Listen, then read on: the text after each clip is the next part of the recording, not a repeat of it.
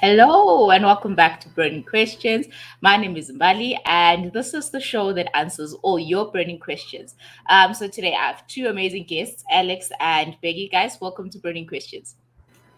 I'm Bailey. Hi, Alex. Thanks for having me on. How's it, guys?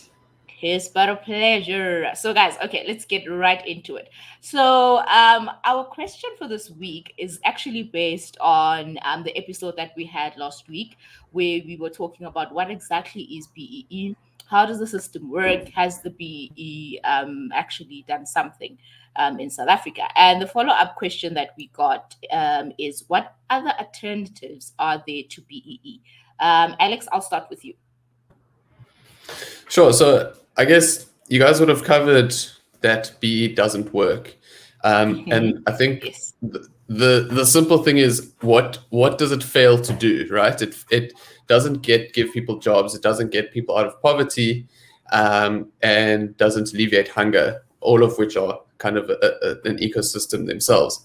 So if we want to address that, the central thing to BE is it being a race-based policy.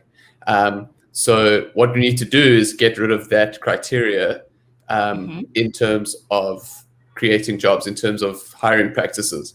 So what the Institute of Race Relations has done is they've developed a policy called NEED, which is called the Non-Racial Economic Empowerment for the Disadvantaged. And basically what they've done is they've made your social status the central tenet of of criteria for policy.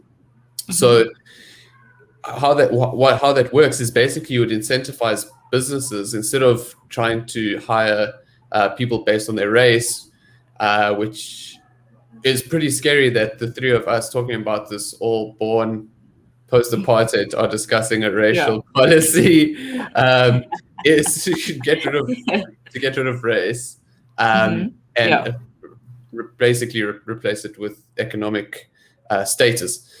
So what the NEED policy says is essentially you incentivize businesses to hire people who are from a poor economic background or low economic standing, and then because the problem with BEE is that it disincentivizes businesses, it fuels corruption, it funds patronage networks, and then you've got things like affirmative action, preferential procurement, and with South Africa, we know a lot about corruption, but BEE and race-based policies are the mechanisms that really allow it to happen. So this NEED policy essentially does that, and then the extension of it is to give people power back in the hands of communities to help themselves. And the Institute of Race Relations punts this via a voucher system, which they've divided into three different sectors. Now, if we think back to what are we trying to solve? Joblessness, poverty, and hunger. So they've got a school voucher system, a healthcare voucher system, and a housing voucher system.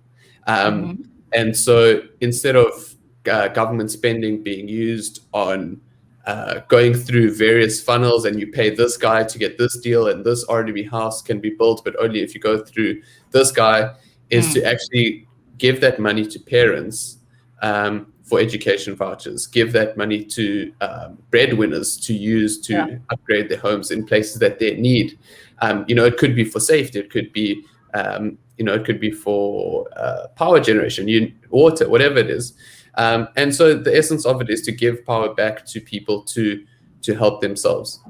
Okay. All right. Thanks, Alex, for that brief explanation of what NEED is about. Bheki, what is your take?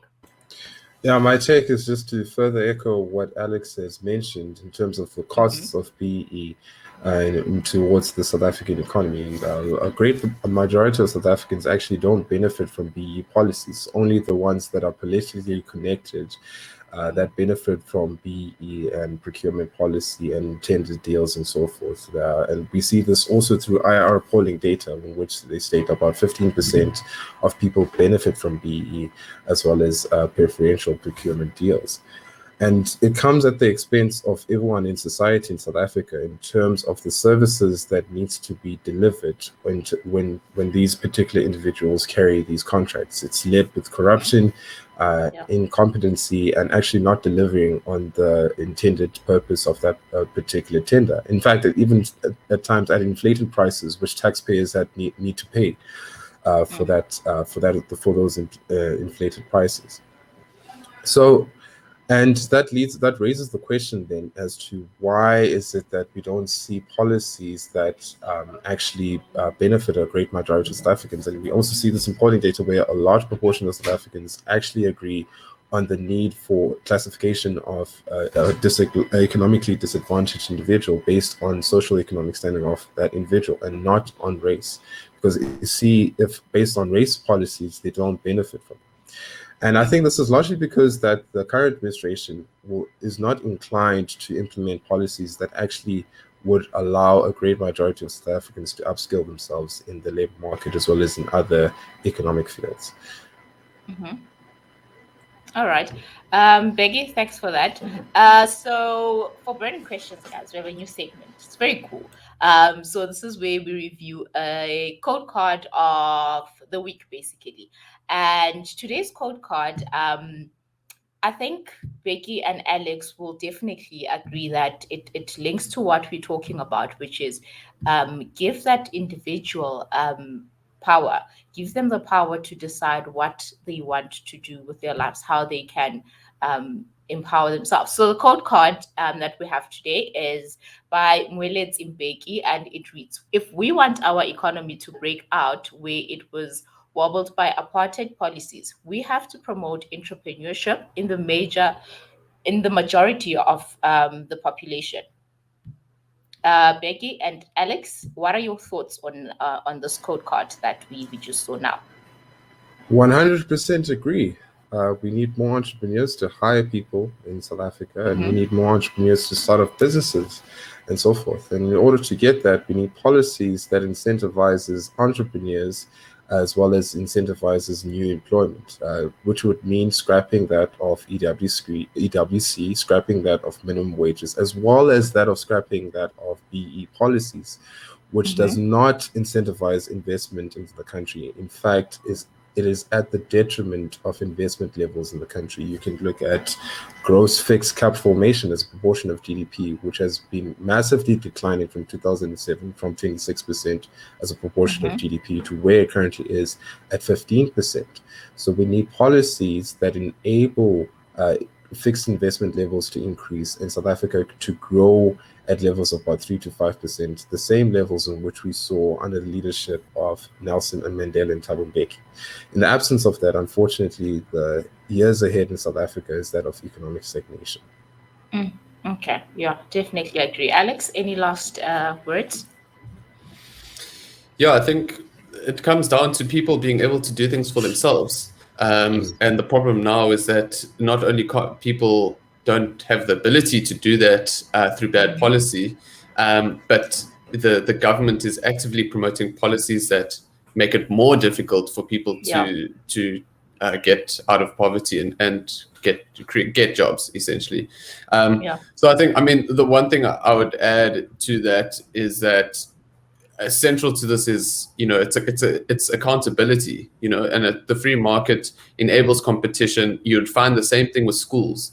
If you had a school voucher, rather, you'd have parents being given more choice as to where they send their kids, because the schools would have to be more competitive. And so, we need an environment where people can help create jobs and foster entrepreneur. I think South Africans have entrepreneurial abilities, and that's the spirit. But it's just about letting people do that. And I think just to cap off, we all in the youth bracket, and under the expanded definition, which includes people who have given up looking for work or not in training, people between 18 and 25. So, 75%, approximately 75% don't have jobs. So I think it is really a massive massive issue that we need to tackle, and we can start by implementing some of the policy recommendations that Bheki has mentioned.